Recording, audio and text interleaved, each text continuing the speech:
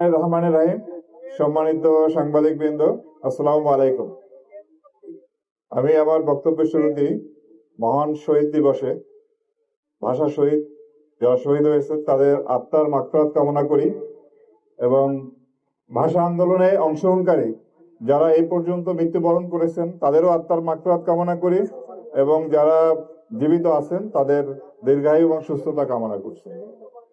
আর কয়েক ঘন্টা পরই রাত 12টা 1 মিনিটে আমাদের এখানকার যে কার্যক্রম সেটি শুরু হবে। তো আমরা এই অনুষ্ঠানটি সুন্দর এবং সুষ্ঠুভাবে সম্পন্ন করার জন্য, নিরাপদ রাখার জন্য সব ধরনের ব্যবস্থাই রেখেছি।